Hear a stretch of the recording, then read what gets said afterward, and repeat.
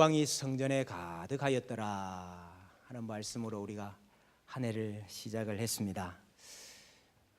여러분들이 지금까지 인식을 하셨는지 그렇지 않는지 모르겠습니다만은 저는 수시로 이 주제에 대해서 말씀을 드렸습니다. 오늘도 말씀을 통해서 성전이 어떻게 건축이 되는가, 또 성전에 어떻게 하나님의 영광이 가득할 수 있는가 하는 것을 함께 살펴보고자 합니다. 솔로몬이 성전을 건축을 합니다. 성전 건축을 위해서 먼저 한 일이 무엇인가 하니까 두로 왕 히람에게 사절단을 보내는 것이었습니다. 성전 건축을 위한 자재와 또 기술력을 원조받기 위해서 그렇습니다. 당시 솔로몬 시대 이스라엘은 그 어떤 나라들보다 힘이 강했습니다. 세력이 있었습니다. 그러나 솔로몬 왕은 두로 왕에게 사절단을 보내서 부탁을 합니다. 레바논의 백향목과 잣나무가 필요합니다. 그랬습니다. 이 레바논은 울창한 숲으로 유명합니다. 이 지역에 서식하는 이 백향목과 잣나무와 잣나무는 아주 좋은 건축 자재였습니다. 특히 이 백향목은 레바논 산맥 1500m에서 2000m 되는 높은 눈 덮인 산에서 자라는 나무인데요. 그래서 이 백향목의 학명이 레바논 시다입니다. 높이가 한 40m가 되고 또 지름이 3m에 이르는 아주 곱고 아름다운 레바논의 특산물이 되겠습니다. 이 나무는 아주 독특한 향이 있어가지고 병충해에 아주 강하고 이 추운 지방에서 자랐기 때문에 내구성이 아주 강하고 광을 낼 수 있는 좋은 목재였습니다. 그런데 이 나무를 벌목하는 것이 아주 어렵습니다. 높은 산에 있기도 하고 워낙 큰 나무가 되어서 벌목하기가 어렵기 때문에 전문 기술자들이 필요했습니다. 그래서 솔로몬이 이 나무를 벌목하는 일을 위해서 이 두로 왕 히람과 또 히람의 건축자들에게 부탁을 하게 되는 것입니다. 높은 산에서 벌목을 해서 그것을 지중해와 인접한 두로항까지 운반을 해서 그 두로항에서부터 예루살렘에서 가장 가까운 욥바항, 아마도 욥바항이었던 것 같습니다. 거기까지 뗏목을 만들어서 수로로 운반을 해 주었습니다. 이것이 한 56km 정도 되는 길인데 운반을 해 주어서 그 나무를 가지고 성전을 짓게 되었습니다. 나무뿐만 아니라 돌도 있어야 되죠. 돌도 준비를 하는데 여러분, 이 성전의 기초석은 한 4.5m 정도 되는 아주 큰 돌을 다듬어 가지고 기초석으로 삼았고 그 위에 얹는 돌들도 한 3.5m가 되는 아주 큰 돌들을 채석을 했습니다. 근데 이 돌을 다듬고 채석하는 이 일도 히람과 히람의 건축자들 그리고 그발 사람들이 함께했다 그랬습니다. 그발 사람들은 이 두로의 유명한 산목 숲이 있는 곳에 사는 사람들이었는데 이 사람들이 또 아주 기술자들이에요. 그래서 그 사람들과 함께 돌을 다듬었다 그랬습니다. 그래서 짐을 나르고 돌을 나르고 나무를 운반하는 사람들이 7만 명, 돌을 뜨는 사람들, 채석하고 다듬는 사람들이 8만 명, 도합 15만 명이 이 일에 헌신을 하게 되었습니다. 이 15만 명은 이스라엘 사람들이 아니고 이방 사람들이었을 것입니다. 물론 이방 사람들만 이 일을 한 것은 아니고요. 이스라엘 사람들도 이 일에 동참을 합니다. 솔로몬이 이스라엘 백성들 가운데 3만 명을 역군을 일으켜서 세계조로 나누어 가지고 한 달은 레바논에 가서 일을 하고 두 달은 집에서 일하고 이렇게 해서 결국 성전 건축이 솔로몬과 이스라엘 백성들과 또 두로 왕과 또 두로의 백성들이 함께 짓게 되었습니다. 성전의 외형이 잘 갖추어졌습니다. 건축이 되었습니다. 그러고 난 다음에 그 안에 사용되는 여러 기구들도 만들어야 되지 않습니까?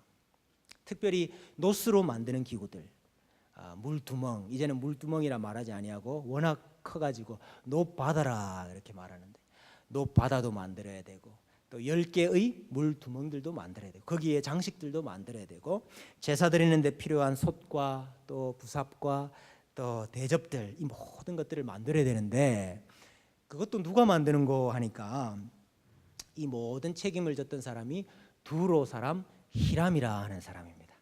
아까 앞에 나왔던 두로 왕 히람과 동명이인입니다.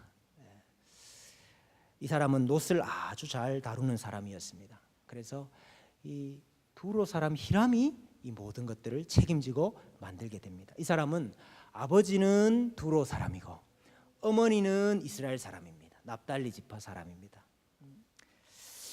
솔로몬과 두로 왕이 또 이스라엘 백성과 또 두로의 백성들이 성전을 함께 짓고 그 안에 있는 모든 기구들은 아버지는 두로 사람, 어머니는 이스라엘 사람인 두로 히람이 이 모든 것들을 다 지었다 하는 것입니다.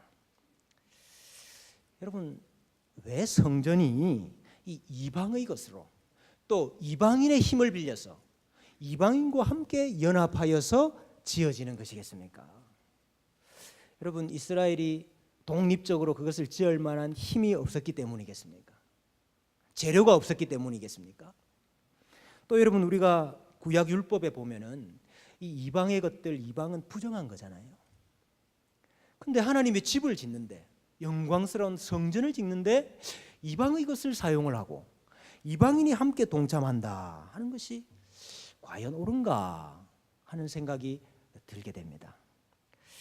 과연 하나님께서 무엇을 보여주시려고 솔로몬 성전을 짓는데 이방의 것이 동원이 되고 이방인의 협력이 있을까요? 고린도전서 6장에 보니까 하나님께서 우리 성도들의 몸을 성령의 전이라 그렇게 말씀을 하셨습니다. 고린도전서 3장에도요, 너희가 하나님의 성전인 것과 하나님의 성령이 너희 안에 계시는 것을 알지 못하느냐 그랬습니다. 교회가 하나님의 성전이고 집이다 그렇게 말씀하고 있습니다. 교회가 하나님의 집인데 그 교회를 무엇으로 지을까요? 나무로 짓고 돌로 지어야죠. 근데 그 돌이 베드로전서 2장에 보니까 성도들이고 신자들이라 이렇게 말하고 있습니다. 너희도 산 돌같이 신령한 집으로 세워지고 그랬습니다. 성도들을 돌이라, 돌은 돌인데 산 돌이라, 성도들을 통하여 성도들로 말미암아 지어지는 집이 교회인 거죠.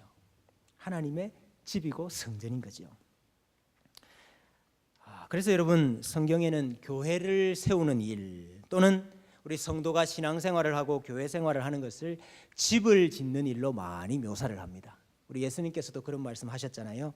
마태복음 7장에 보면 누구든지 나의 이 말을 듣고 행하는 자는 그 집을 반석 위에 세운 지혜로운 사람 같으니 비가 내리고 창수가 나고 바람이 불어서 그 집에 부딪히지만은 무너지지 않을 것이다. 우리 신앙생활을 가리켜서 집을 짓는 것이라 그렇게 묘사를 했어요. 에베소서 2장에는요, 교회를 어떻게 짓느냐, 그 안에서 예수 그리스도 안에서 건물마다 서로 연결하여 주 안에서 성전이 되어가고 너희도 성령 안에서 하나님이 거하실 처소가 되기 위하여 그리스도 예수 안에서 함께 지어져 가느니라 그랬어요.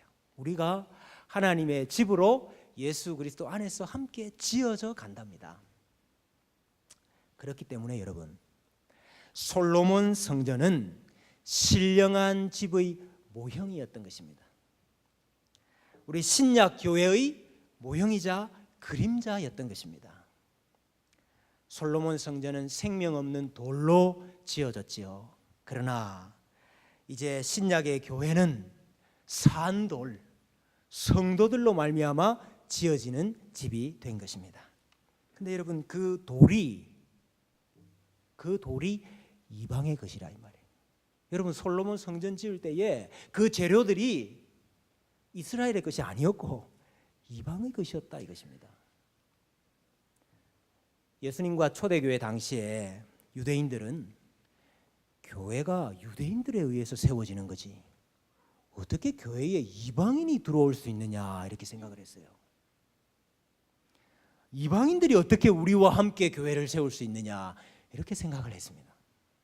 여러분, 예수님의 제자 베드로조차도 베드로조차도 이방인들의 집에 들어가서 그들과 함께 교제하고 식탁에서 음식을 먹는 것을 꺼려했습니다. 가기 싫어했어요. 그래서 하나님께서 특별한 환상을 보여주셔가지고 가도 된다 그래가지고 간 거 아니에요. 베드로가 이방인의 집에 들어가서 이방인과 함께 먹고 교제한 것, 그 사실 때문에 예루살렘 회의에 소환을 받았습니다.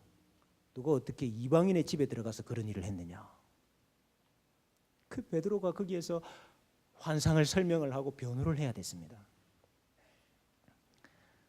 여러분, 초대교회 당시에는 유대인들이 하나님의 집을 짓는 거지 이방인들이 어떻게 같이 일에 동참할 수 있느냐 이렇게 생각했다 그 말이죠. 그러나 여러분, 성전이 어떻게 지어졌는지를 한번 생각을 해보십시오. 성전은 이방의 나무와 이방의 돌을 가지고 지었습니다. 그것을 베고 그것을 다듬은 사람들도 이방인들이었습니다. 성전의 각양 기구를 만든 사람들도 두로 사람 히람이었어요. 여러분, 하나님께서는 구약시대의 모형이요 그림자 성전을 지으면서부터 하나님의 집은 이방의 것으로 이방인과 협력하여서 지어진다 하는 것을 미리 보여주신 것입니다. 이스라엘과 이방인의 구별이 사라질 것이고 하나님께서 누구라도 하나님을 알지 못하는 자 이방인들까지도 불러서 산돌로 만드시고 그것으로 하나님의 집을 세우실 것이다 하는 것을 이미 말씀해 주셨다는 것입니다. 그것이 바로 사도행전의 역사가 아닙니까? 여러분, 오늘날도 마찬가지입니다. 우리가 마른 뼈를 가슴에 품고 기도하고 초청하기 원하는 것은 하나님께서 하나님을 알지 못하는 이방을 함께 부르셔서 이 집을 세우시기를 원하시기 때문에 그렇습니다. 여러분, 하나님을 알지 못하는 사람들이 이 집에 들어오면 우리가 편할까요? 불편할까요? 이방인들이 이곳에 들어오면 우리가 어색할까요? 아주 잘 맞을까요? 여러분, 하나님을 알지 못하는 사람들이 들어오면은요 굉장히 불편합니다. 어색합니다. 잘 맞지 않습니다, 여러분. 우리끼리 있으면 편하지요. 우리끼리 하나님의 집 세우면 좋지요. 마음 잘 맞고 말 잘 통하고 다 알아듣고 편하고 좋지요. 그러나 여러분, 하나님께서 이 집을 본래 하나님의 백성들로만 짓기를 원하지 않으시고 많은 사람들을 불러 모아서 그 위에 함께 세우기를 원하신다 하는 것을 우리는 기억을 해야 됩니다. 그렇기 때문에 여러분, 우리가 기꺼이 품어주고 이해하고 친구가 되어 주어야 됩니다. 우리에게 이런 열린 마음과 열린 자세가 없으면은 초대교회 당시의 유대인들과 다를 바가 아무것도 없게 됩니다. 하나님의 집은 유대인들이 짓는 거지. 어떻게 우리가 이방인들과 함께 할 수 있느냐? 어떻게 이방인들이 이곳에 들어올 수 있느냐? 그렇게 말하는 초대교회 유대인들과 우리가 뭐가 다르겠습니까? 우리에게 용납하고 이해하고 불편하고 어색함을 인내하는 사랑의 자세가 있기를 원합니다. 그때 하나님께서 하나님의 집을 더 크고 영광스러운 집으로 만들어 주실 줄로 믿습니다. 둘째로, 오늘 본문에 보니까 성전 앞에 큰 두 기둥을 세웠다 그렇게 말씀하고 있습니다. 이 기둥이 높이가 한 18규빗 정도 된다. 그래서 한 9m 정도가 되는 아주 높은 기둥입니다.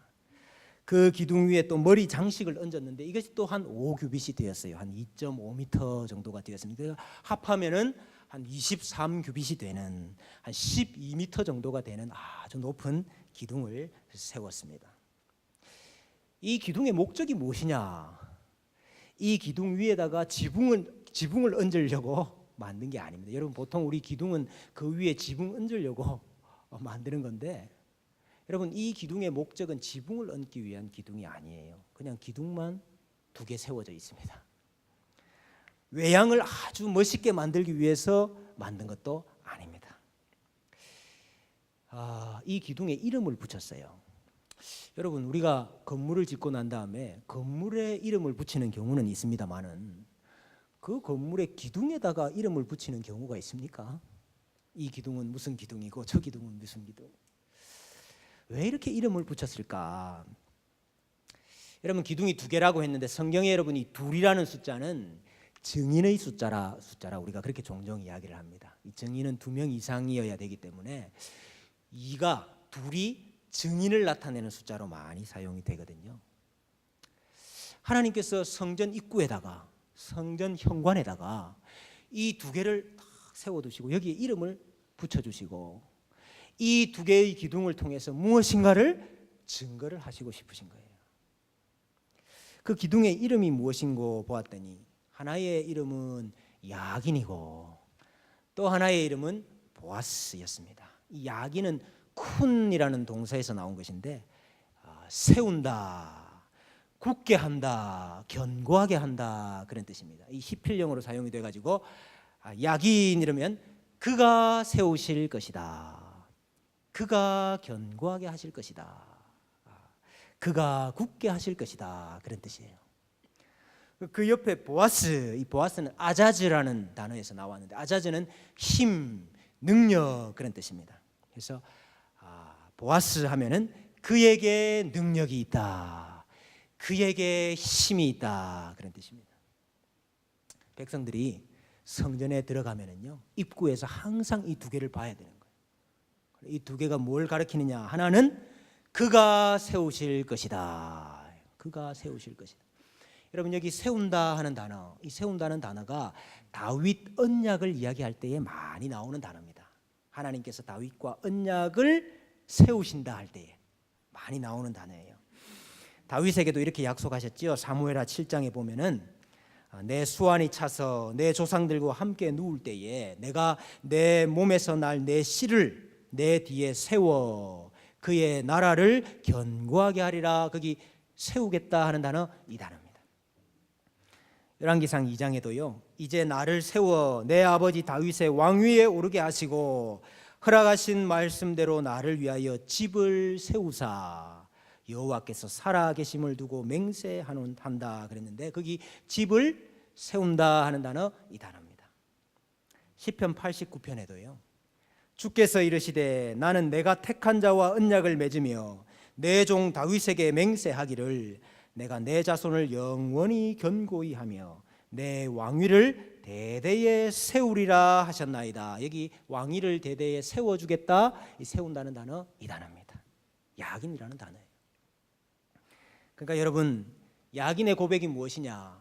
하나님께서 약속하시고 하나님께서 언약하시고 하나님께서 그 언약을 굳게 하시고 견고하게 하실 것이다 하는 고백인 것입니다.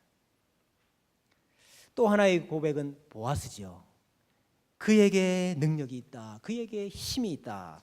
시편 21편 1절에 보면은요 여호와여 왕이 주의 힘으로 말미암아 기뻐하며 주의 구원으로 말미암아 크게 즐거워하리이다. 거기에 힘이라는 단어 이 단어입니다. 보아스라는 단어. 1절에 힘이라 번역을 해놓고 똑같은 단어를 13절에 여호와여 주의 능력으로 높임을 받으소서 우리가 주의 권능을 노래하고 찬송하게 하소서. 여기 능력이라는 단어 이 단어입니다. 보아스라는 단어. 힘, 능력이라는 단어. 그러니까 여러분 성전 앞에 이 두 기둥이 의미하는 바가 뭡니까? 하나님께서 언약을 세우시고 하나님께서 언약을 맺으시고 하나님께서 약속하시고 그것을 굳게 하시고 그것을 세우시는데 그 힘과 능력이 누구에게 있느냐? 그 힘과 능력이 하나님께 있습니다 하는 고백인 것입니다.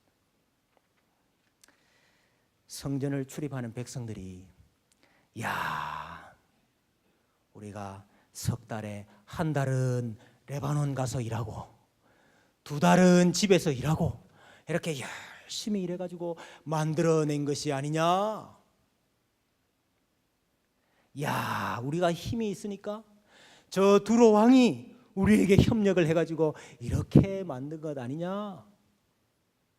이렇게 크고 웅장하고 화려하게 만들었으니까 야, 이제 어디 내어놓아도 부끄럽지 않고 자랑할 만하지 아니하냐? 이렇게 위대한 성과를 이루었으니까 이제 하나님께서 우리 가운데 영광스럽게 임재하실 것이 아니냐, 이렇게 말할까 봐. 예? 백성들이 들어가면서 이렇게 말할까 봐 하나님이 이 입구에다가 이 두 개의 기둥을 세운 거예요. 성전에 출입하는 백성들이 성전을 세우는 겁니까? 성전에 출입하는 백성들이 성전을 지켜내는 겁니까? 만약에 이 두 기둥의 의미를 잃어버린다면, 이 두 기둥의 의미를 상실해 버린다면 그 성전은 솔로몬이 지었으니까 솔로몬의 집이 돼요. 그 성전은 다윗이 다 준비했으니까 다윗의 집이 되고, 그 성전은 히람이 지었으니까 히람의 집이 됩니다. 사람의 집이 된다 그 말이에요. 사람의 집이 되면은 망합니다. 목사가 개척을 했기 때문에 목사가 교회를 세우는 것입니까? 재직들과 성도들이 충성하고 헌신했기 때문에 성도들이 교회를 세우는 것입니까? 그런 교회에는 야긴과 보아스라는 기둥이 없습니다. 단지 개척 멤버라는 기둥이 서 있어요. 목사라는 기둥이 서 있고 장로와 권사라는 기둥이 서 있지 야긴과 보아스라는 기둥이 설 수가 없습니다. 요즘도 이런 생각 가진 분들이 많아요. 교회에 출입하는 성도가 교회를 세우고 교회에 출입하는 성도들이 교회를 지킨다. 착각하지 마십시오. 사람이 세우고 사람이 지켰으면 벌써 무너졌습니다. 실제로 여러분, 이 솔로몬 성전이 야긴과 보아스의 고백을 상실했기 때문에 처절하게 실패했잖아요. 처절하게 무너져 내렸잖아요. 바벨론의 느부갓네살이 와가지고 여러분, 그 크고 멋있는 돌 위에 돌 하나 남지 않도록 다 무너뜨렸습니다. 그 크고 화려했던 나무들 다 찍어버렸습니다. 성전 앞에 서 있던 그 큰 녹기둥 2개, 그거 그냥 들고 갈 수가 없어가지고 산산이 다 깨뜨려가지고 조각조각 내가지고 다 들고 갔어요. 하나님의 집으로 세워지는 산돌인 성도가 내가 돌이니까 내가 세워가지고 우리가 세워가지고 이 집을 지을 수 있다. 천만의 말씀입니다. 산돌이 할 수 있는 단 하나 일이 있습니다. 딱 하나 우리가 할 수 있는 일이 있습니다. 그게 무엇이냐? 하나님께서 세우십니다. 하나님께 우리를 견고하게 하실 힘과 능력이 있습니다. 그러므로 하나님이 일하십시오. 하나님이 세우십시오. 기도하는 일밖에 할 일이 없습니다, 여러분.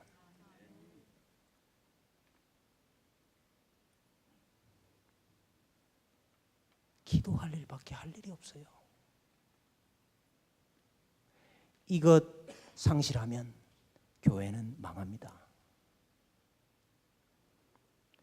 여러분, 이 고백이 있어야 이 성전에 하나님의 영광이 가득해질 수 있는 겁니다. 사람의 집인데 왜 하나님이 거기 와서 거하시겠어요? 사람이 세우고 사람이 견고하게 하는 집이라면 거기 왜 하나님의 영광이 임하시겠어요? 하나님께서 세우시고 하나님께만 힘과 능력이 있음을 고백해야 여기에 하나님의 영광이 임하실 것이 아닙니까? 교회는 믿는 사람들의 공동체다. 그것은 매우 부족한 정의입니다. 사람들의 공동체 아니에요. 신적인 공동체입니다. 교회를 뭐라 그랬죠? 여러분, 성경에 믿는 사람들의 공동체라고 물론 맞죠. 믿는 사람들의 공동체지요. 그러나 성경의 교회를 그렇게 설명한 적이 한 번이라도 있습니까? 성부 하나님의 백성들이라, 성부 하나님의 양떼들이라 그랬고요. 예수 그리스도의 몸이라, 예수 그리스도의 지체라 그랬고요. 성령 하나님께서 거주하시는, 내주하시는 집이라, 전이라 그랬습니다. 하나님께서 인도하시는 백성들이고, 하나님과 뗄래야 뗄 수 없는 예수 그리스도의 몸이고, 성령 하나님이 내주하시고 거주하시는 하나님의 집이라. 여러분, 사람들의 공동체이기 이전에 하나님의 공동체고 신적인 기관입니다. 그러므로 우리에게 이 고백이 있어야 됩니다. 야긴과 보아스의 고백이 있어야 됩니다. 여러분, 우리 인생도 마찬가지고, 우리 가정도 마찬가지고, 우리 교회도 마찬가지입니다. 야긴과 보아스의 이 증언을 상실하면 우리 인생은 의미가 없어요. 우리 가정은 망해요. 우리 교회는 더 이상 세워질 수가 없습니다. 여러분, 우리 인생 앞에 이 두 기둥을 꼭 세우시기를 바랍니다. 우리 가정 앞에, 우리 집 앞에다가 이 두 기둥 꼭 세우시기를 바랍니다. 우리 교회 앞에 야긴과 보아스의 기둥을 세우십시다. 그래서 사람이 세우고 사람이 힘을 부리고 권세 부리는 교회가 아니고 하나님만이 세우시고 하나님만이 견고하게 하시는 그 힘과 그 권세와 능력이 드러나는 복된 인생, 복된 가정, 복된 교회가 되게 해주시기를 원합니다. 이 은혜가 우리 가운데 충만하시기를 축원합니다.